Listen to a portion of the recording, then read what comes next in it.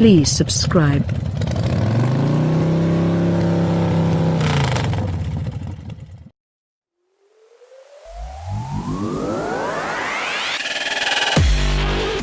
Hyundai doesn't just want to be Toyota, it wants to break Toyota, in part by relentlessly copying the Big T's jiujitsu.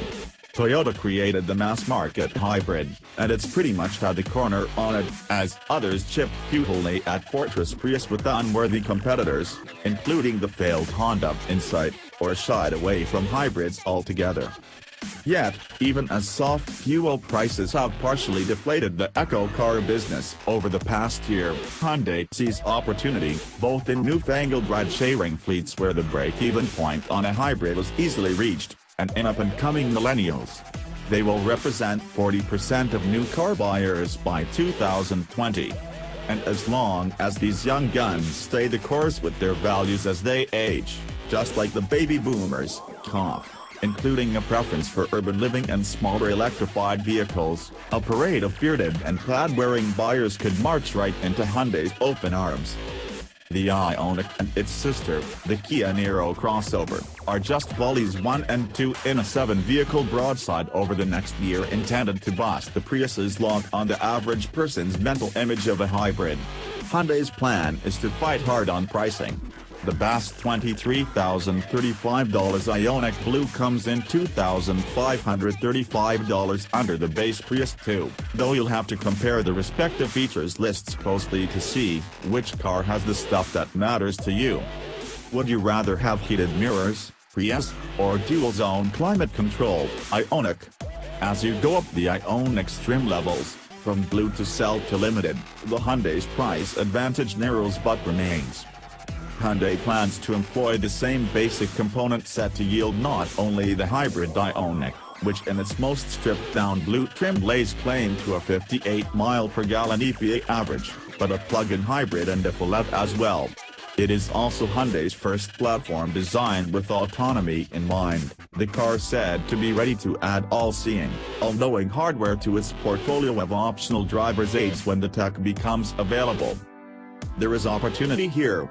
If Toyota can be faulted for something besides refusing to make anything more than modest improvements to the Prius's handling, it's for not expanding the Prius sub-brand into body styles such as crossovers, which are the preferred choice of today's buyers.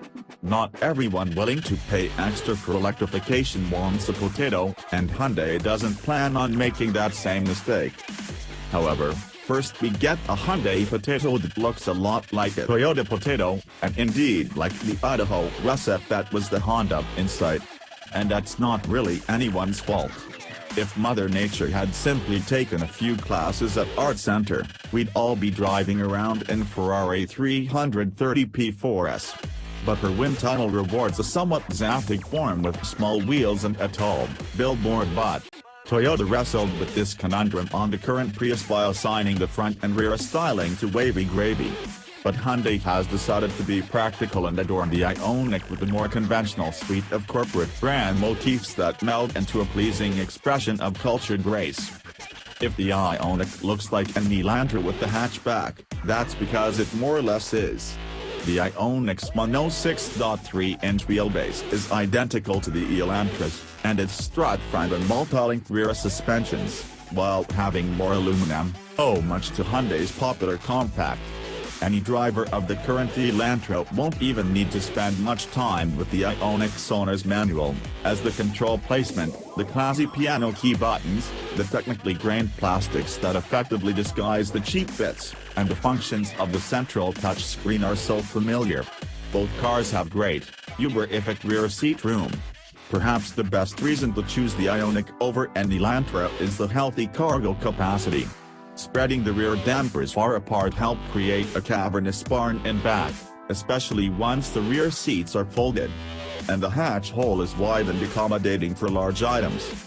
The Ioniq's other main engineering accomplishments include a relentless thrifting of the internal combustion engine and incorporating a 12-volt lithium-ion battery into the same pack as the hybrid's 240-volt, 1.6 kWh lithium-ion battery.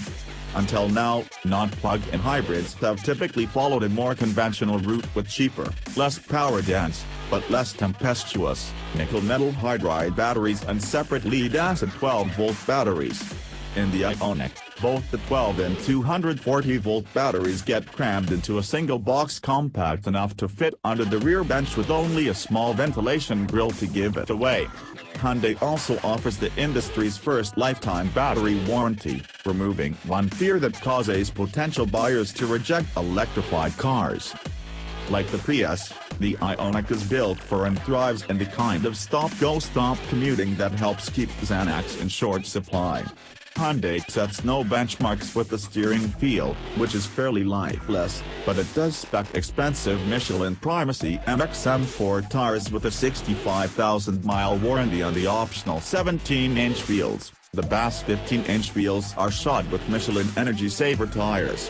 And the Ioniq's suspension, while a little on the firm side, especially with the tires inflated to the recommended 36 pounds per square inch, a somewhat high number for a 3,173-pound car, does a fine job keeping the rubber face down, the body fairly upright in corners, and the driver feeling in control. It produced 0.86 grams on the skid pad against 0.82 turned in by a 2016 test of the mid-level Prius 3.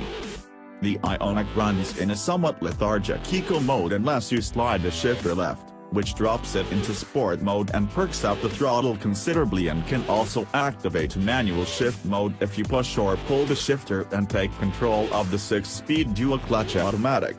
Sport mode also conjures up a tachometer in the digitized instrument cluster to reveal that, even at full tilt, the Ioniq's gearbox routinely shifts before 5,700 revolutions per minute, where the 1.6-liter inline-4 makes its claim peak 104 horsepower.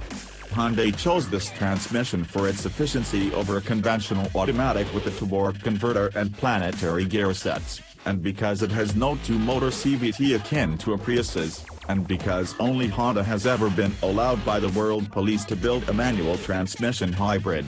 Fully nailed, our Ioniq returned an 8.9-second trot to 60 miles per hour, another drubbing of the 10.5-second Prius, which weighed only 3,113 pounds.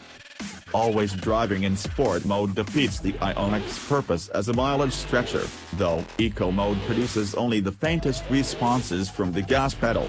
This is particularly apparent on the freeway if you're trying to scurry around someone, especially on a grade. You really have to put the spurs to the Ioniq to tape its modest get-up, and the Rot engine thrum lets you know that this is not a machine built for thrills. The powertrain switches from electric to gas to combined thrust mostly transparently, though the occasional driveline jerk slips through as the electric motor, generator and 6-speed seem to fall out of sync. The car also takes its time shifting between drive and reverse, and unless you hold the brake, it may even roll downhill a bit while its computers do the math and move the levers. The regenerative braking is fairly mild and there's no max regen mode as in the plug-in Ioniq or Prius or Chevy Volt, probably because the Ioniq hybrid's battery capacity is too small to really benefit from it. Thus, you can't one-pedal the Ioniq. You get limited data about mileage performance, including a percentage breakdown that classifies your driving as either economical, normal, or aggressive.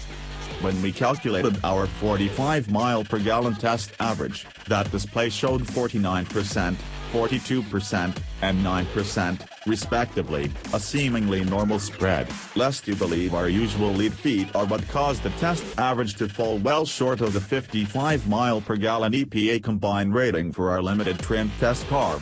We might have done better if the Ioniq rewarded its handlers for stingier driving through the display, as the Ford C-Max does with its ever-growing leafy vines.